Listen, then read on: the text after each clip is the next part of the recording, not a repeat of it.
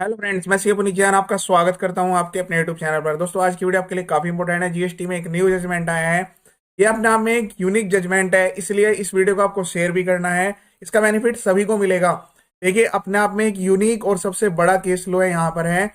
एक तरह से यहाँ पर अब तक का ये इतना बड़ा जजमेंट है कि इसके बेस पर बायर एंड सप्लायर दोनों को ही काफी बड़ी रिलैक्सेशन यहाँ पर प्रोवाइड की गई है। और जो प्रैक्टिकल इशू आ रहा है सबके सामने, उसी को लेकर यहाँ पर ये जजमेंट आया हुआ है। ठीक है, ये जजमेंट जो एसएससी के फेवर में है। पहले ध्यान से समझिएगा, यहाँ पर जो है ऑनरेबल कोर्ट ने जो डिसीजन दिया है वो क्या प्रॉब्लम थी, क्या इशू इन्वॉल्व था, उसमें किस तरह से रिलीफ प्रोवाइड की गई है, और वो दोनों को यहाँ पर रिलीफ प्रोवाइड की गई है।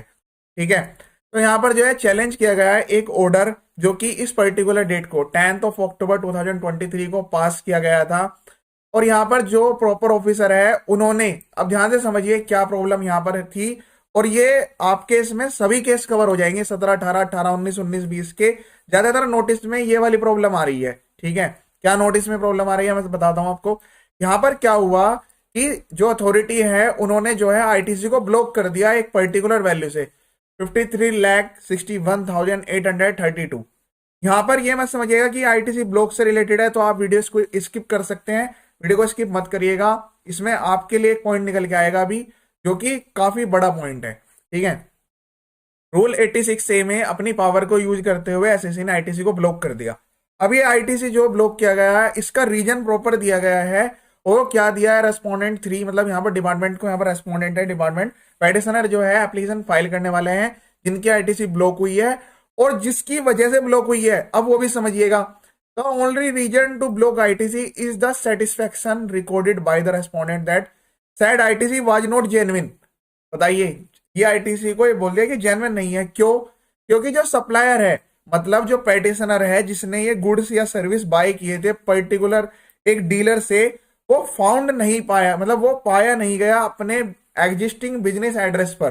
समझिएगा, तो यहां पर लिखा गया है कि वो जो पर्सन थे जिनसे ये गुड्स या सर्विस बाय की गई थी, यहाँ पर सप्लायर ऑफ सर्विस या सप्लायर ऑफ गुड्स मान के चलेगा, वो जो डीलर है वो एग्जिस्टिंग नहीं पाया गया।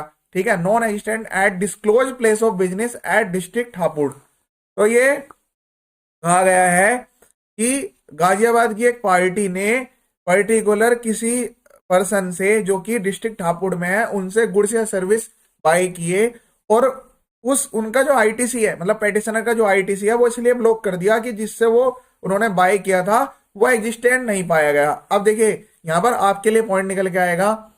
अब यहां पर क्या केस था कि जो वो सप्लायर थे mister,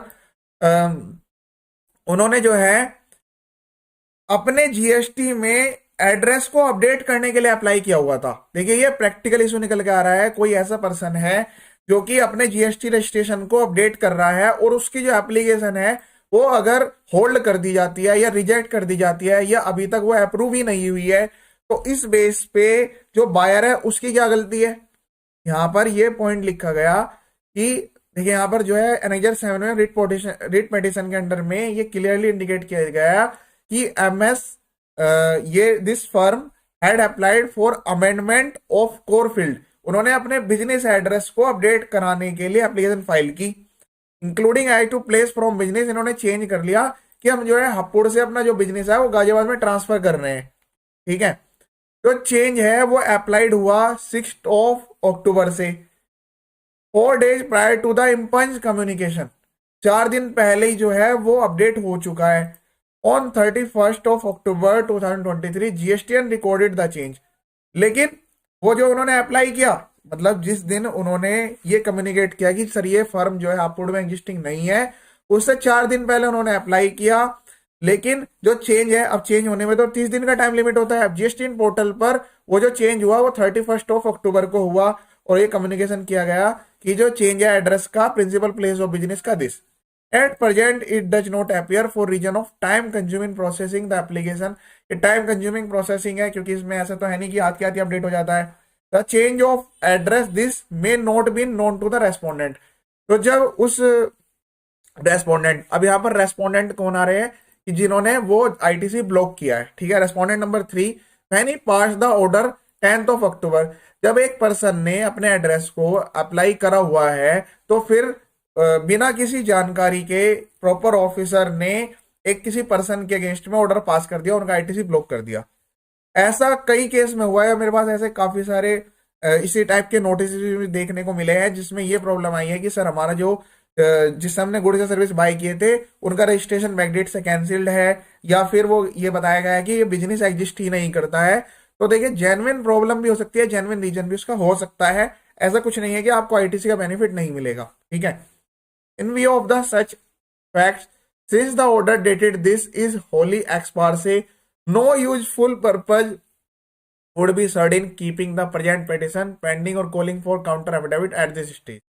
Accordingly, the writ petition is disposed of with the direction, subject to the petitioner filing an application before respondent is to recall the order। देखिए यहाँ पर एसएससी के फेवर में कहा गया है कि यहाँ पर जो है इस प्रेजेंट सिचुएशन को ना ध्यान में रखते हुए एक्सपायर से ऑर्डर कर दिया गया है। रिट पेटिशन एसएससी के फेवर में देते हुए कहा गया है कि जो पेटिशनर है वो एप्लीकेशन फाइल करेंगे डिपार्टमेंट को कि सर जो ऑर्डर है आप उसको रिकॉल कर लीजिए, ये प्रॉपर फैक्ट्स एंड रीजंस है। The said respondent shall verify. उसके बाद जो प्रॉपर ऑफिसर है वो वेरीफाई करेंगे फैक्ट्स को जीएसटी पोर्टल पर, और उसके बाद जो है प्रॉपर ऑर्डर उनको पास करना पड़ेगा विद इन 1 वीक, क्योंकि एक अमाउंट यहाँ पर बड़ा है, बड़ा अमाउंट ब्लॉक्ड है। अब ये पर्सन अपनी जीएसटी रिटर्न फाइल नहीं कर पा रहा है, आईटीसी ब्लॉक होने की वजह से। हो सकता है कि ये जो आईटीसी से क्या पता इनके पास जो अमाउंट आईटीसी है उसी की वजह से अपनी रिटर्न भी पेंडिंग हो।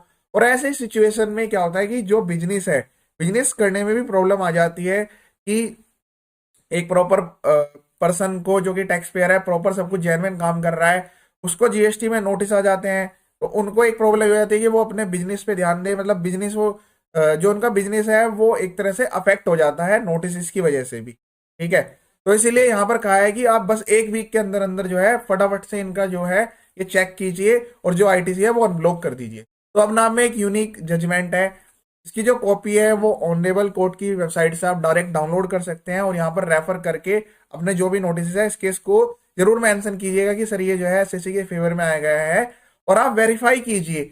मतलब जो रेस्पोंडेंट जैसे किसी बायर का हो सकता है कि उनके जो प्रॉपर ऑफिसर हो किसी दूसरे जुडिक्शन में हो, ये भी हो सकता है, तो उसमें रिक्वेस्ट की जाएगी सर आप उनसे अपनी तरफ से कम्युनिकेट कीजिए कि प्रॉपर वो पर्सन एग्जिस्टेंट है या नहीं है, या उसका रजिस्ट्रेशन वैलिड है या नहीं है, वो चीज आप खुद से चेक करवाइए, ठीक है।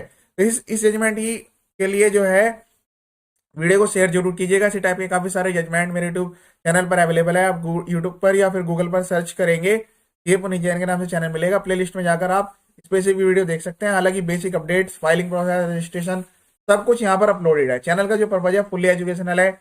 चैनल को सब्सक्राइब करें या ना करें, वीडियो जरूर देखें। ये वीडियो देखने के लिए थैंक यू।